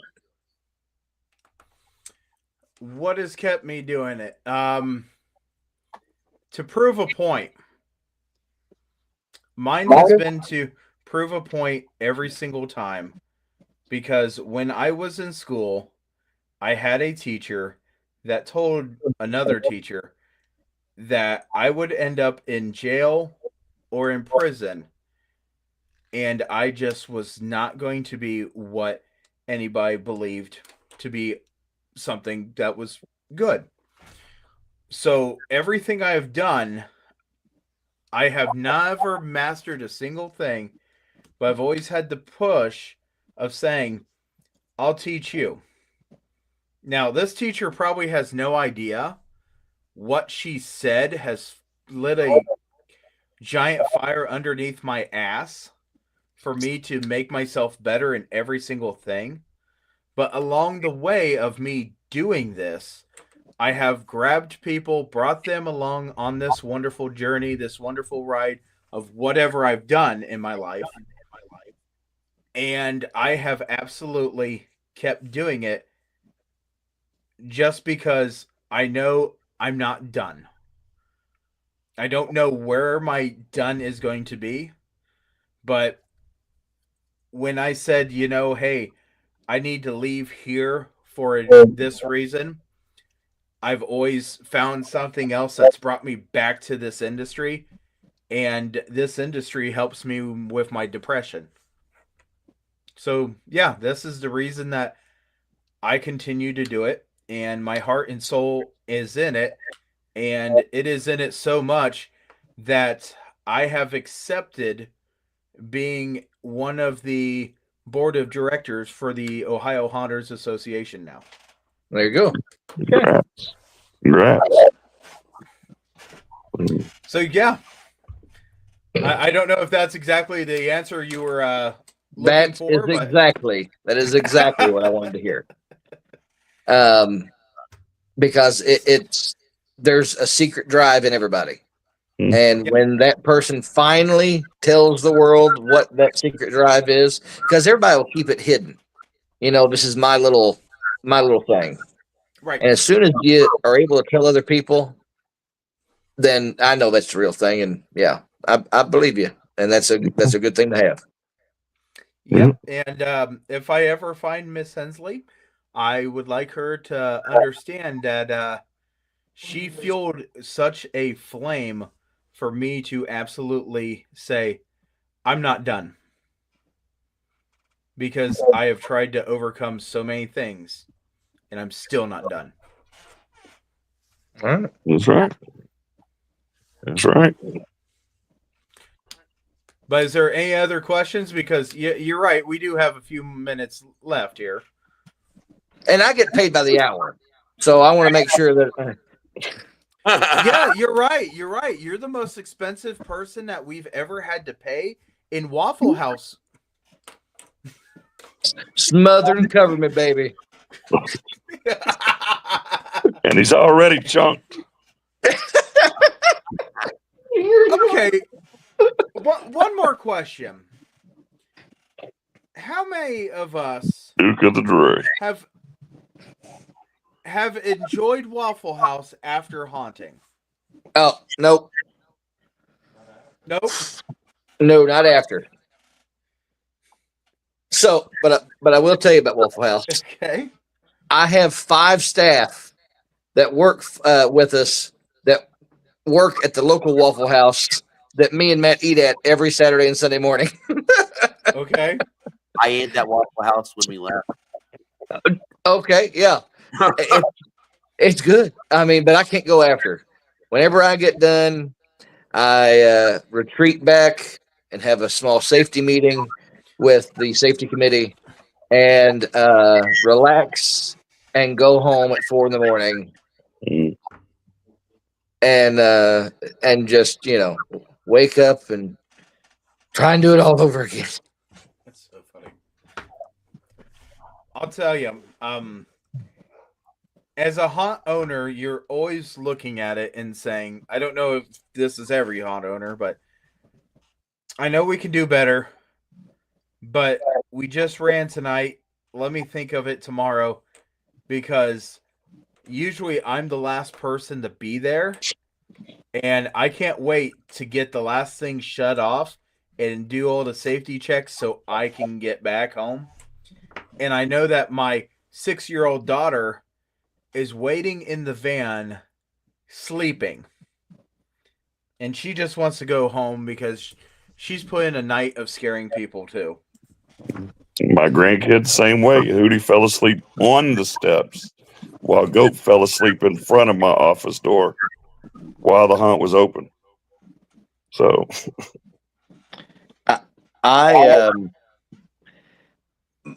the camaraderie that comes at the end of a night when the actors and staff hang around and they're like, oh man, remember that one group with the red shirt? Oh my gosh, they ran right through this and they did that. It's great to hear those war stories and be with your crew doing that and talking about it. Yep. Because everybody that was a part of that group, either the sales team, maintenance, security, me, the actors, they all had a different experience with that same group, and they all know that group. Yeah. And that is part of what builds up community. Yep, that's absolutely true. I mean, my haunters, they love to see me actually get my gear on and actually go down to the field and scare people. And my managers make me. They all can tell when I'm coming down with Rachel, because no one uses a chainsaw like I do. And as soon as I come down, it's almost a given that someone did something up in the queue line area that caused me to come down and teach a lesson of why I'm still the top dog. And when I did that the one time, I went on the radio, I said, and I told the guy that was down in Saul area with me, and I told him, I said, here's the way that this is going to work. I'm breaking that group in half. Once I break that group in half, you take that 3, and I'll take this 3. You come back, and I'm going to knock one more off. And he goes, all right. And he goes, what'd she do? I said, you don't worry about it. And boy, she passed out from me going after her. And I said to her guy, you're going to have to grab her. And he goes, why? And she slumped over. And by that time, the saw was already off, this and that. He grabbed her and goes, what's wrong with her? I said, she passed out. And then I hear that chainsaw's coming back. And I snapped my finger and I put it up. I said, no. And he was still focused. He was coming back. And I got on the radio and I told him, she passed out. She's done. And as soon as I got on the radio, he shut that saw off. And you can hear every one of those volunteers that was near a radio yelling and screaming. They thought that was the greatest thing that they have ever been part of because none of them got her to jump as much as me, but they were all going after her because she was the target, because she ran her mouth. But yeah, I don't get run Saul nearly as much as I used to, and in fact, this year, as soon as I start going down for one night, my radio just keeps on blurring. I had to leave, and then I thought to myself, man, I need to do a little more cardio before I even freaking come down here anymore. Gee, criminy, I must be too fat to run this. But yeah, I mean, if you are in this haunt industry and you are not enjoying something, you need to work on a couple factors. You need to work on maybe your character, maybe yourself, or maybe there's another factor. But if you're not enjoying it, man, that's hard to believe, because there are so many people that love doing this, that enjoy it, and you surround yourself with all these volunteers, paid actors, whatever, and they're all there for the same exact reason. At least they should be there for the exact same reason, and it is to show everyone their art skill of acting. Pretty solid. Oh, yeah. Yeah. Well, now we're at the 2-hour mark. We're actually over, and you have to pay me for a full another hour. So okay, that is another Waffle House card. If you haven't figured out, I love Waffle House, and in fact, that was like the tradition at one haunt. You get done, you go to Waffle House, and then I started talking to a whole bunch of other haunters. Come to find out, that is a lot of haunters' tradition. You get done, you go to Waffle House. So. Yeah, I guess we did go that last night, didn't we? Yeah, I ordered it and ate here. Because people. So I do want to tell everybody thank you very much. Fred, it's always an honor of seeing you, and I can't wait until Tuesday because we're going to go chicken wing. That's right. That's right. Travis, I can't wait to actually come down and see you again in person. And I will hold up to my Waffle House if you would like Waffle House, or we'll go somewhere else. No worries, no worries. A friend is always welcome. Raz, it is great to see you on this show. I know it's you're busy, man. Now, Raz, it is a pleasure to see you.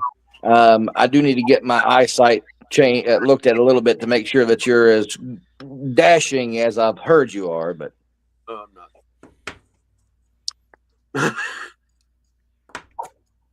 That would be a lot of computer work.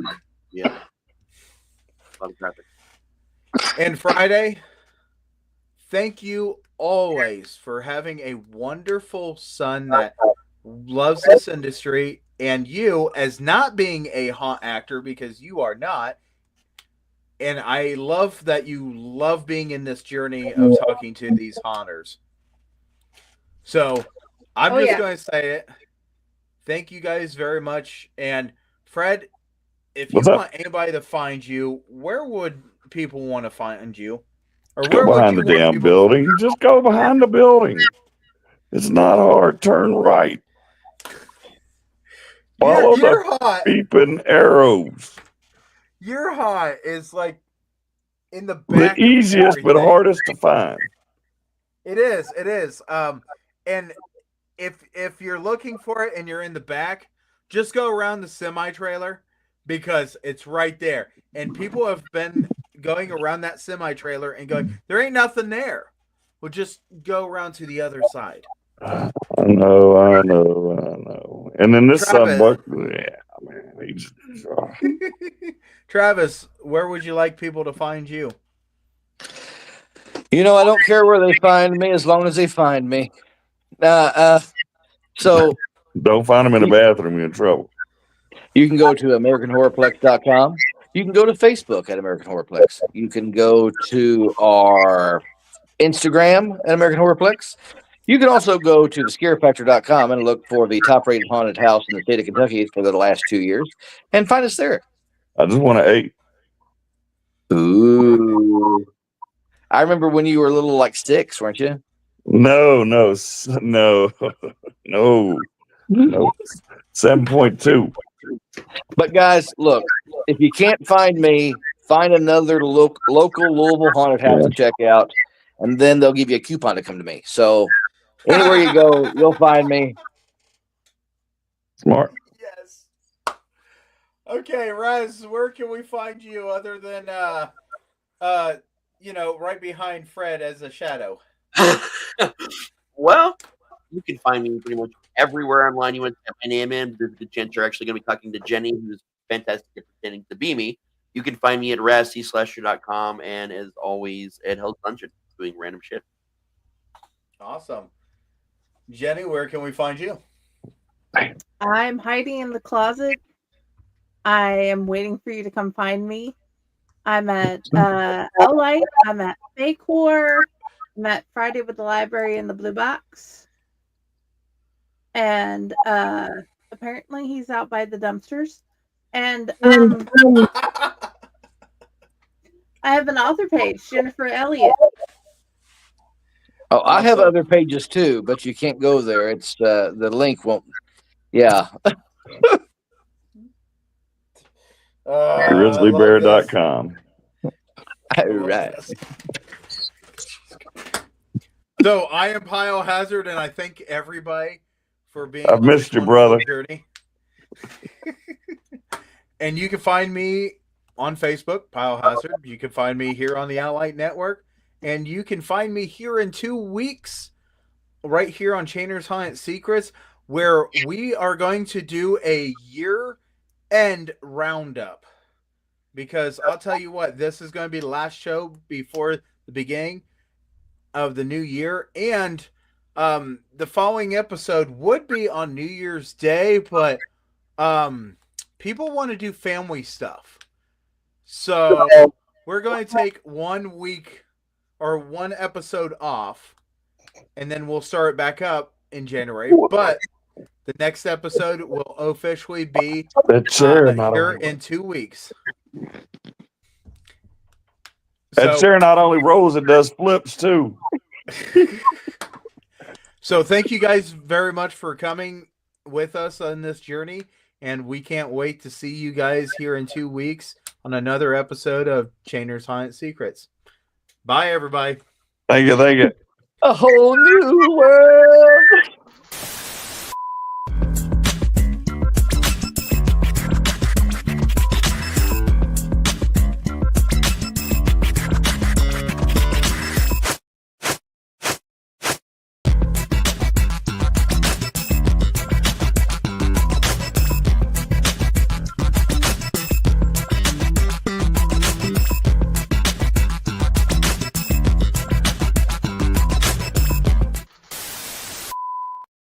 Customer.